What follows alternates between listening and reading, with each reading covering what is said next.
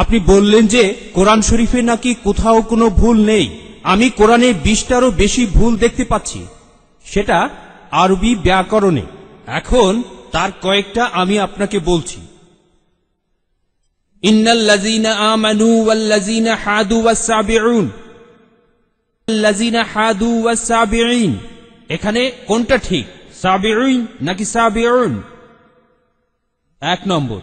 2 নম্বর হলো কোরআনে আছে, হ্যাঁ, কিন্তু এছাড়াও আরো আছে। সূরা তাহার 63 নম্বর আয়াতে ইন্না হাজানি লেসাহিরান, ভুল, ইন্না হাজাইনি লেসাহিরান, এটার কি ব্যাখ্যা দেবেন?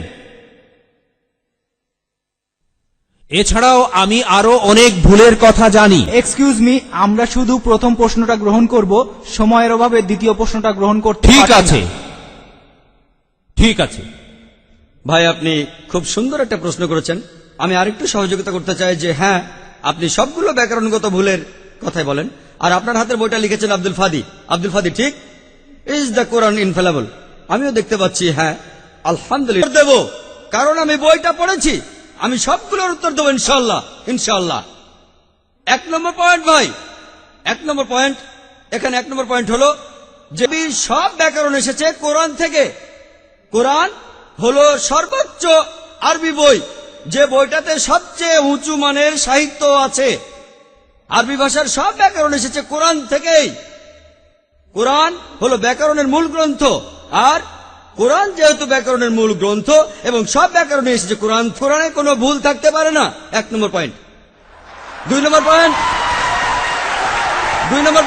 2 নম্বর পয়েন্ট, ব্যাপারটা এরকম যে আপনি একটা রুল, আর সেই রুলারের গায়ে দাগ কাটা আছে, তারপর বললেন যে মাপটা ভুল হয়েছে।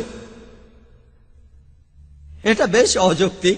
2 নম্বর পয়েন্ট, আরবে বিভিন্ন আলাদা আলাদা ব্যাকরণ মাঝে মধ্যে বদলে যায়। কিছু কিছু আরবীয় গোত্রে যে শব্দটা স্ত্রীবাচক, অন্য আরেক গোত্রে সেটাই পুরুষবাচক। একই শব্দ, তবে গোত্রভেদে হতে থাকে, এমনকি শব্দের লিঙ্গ বদলে যায়। তাহলে আপনি কি কোরআনকে সবগুলো আর এছাড়াও কোরআনের ভাষা এত উঁচু মানের, এতই উঁচু মানের, এর কাছাকাছি কোনো সাহিত্য নেই। আর কোরআনের বিরুদ্ধে অনেক বই আছে, ইন্টারনেটে গেলে দেখবেন 12টা ব্যাকরণের ভুল, 21টা ব্যাকরণের ভুল, আব্দুল ফাদি 20টা ব্যাকরণের ভুল। আপনাদের কি ধারণা খ্রিস্টানরা এই ভুলগুলো বের করেছে? কারাই ভুল বের করেছে জানেন? কারা করেছে? মুসলমানরাই। মুসলমান পণ্ডিতরা, জামকশারি, তারা এটা করেছেন। কোরআনের ব্যাকরণ এত উঁচু মানের যে কোরআনের ভাষা মাঝে মধ্যে বিরুদ্ধে যায়। কোরআনের ব্যাকরণ এত উঁচু মানের, কোরআনের ব্যাকরণ এতই উঁচু মানের, এজন্য তারা উদাহরণ দিয়েছে। বলা আছে সব নবীকে তারা বর্জন করেছে। ডক্টর উইলিয়াম ক্যাম্বেল বললেন যে নূহ নবীর গোত্রের লোকজন, তারা নবীদের ত্যাগ করেছে। আমরা ইতিহাস থেকে জানি যে মাত্র একজন নবীকে তাদের কাছে পাঠানো হয়েছিল। তাহলে এখানেও ব্যাকরণের ভুল আছে। কোরআনে বলা উচিত ছিল একজন নবীর কথা, বহুবচন না।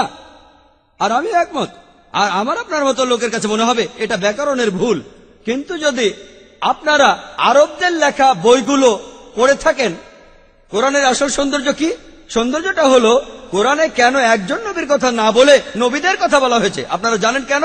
কারণ আমরা জানি যে সব নবীদের হেদায়েতের বাণী মূলত একটাই, যে ঈশ্বর একজনই, তাওহীদের বাণী, আল্লাহ সুবহানাহু ওয়া তাআলার বাণী। লূত আলাইহিস সালামের লোকজন এবং নূহ আলাইহিস সালামের লোকজন তাদের নবীকে ত্যাগ করেছিল, আর পরোক্ষভাবে নিজেদের নবীকে ত্যাগ করে তারা সব নবীদেরই ত্যাগ করেছিল।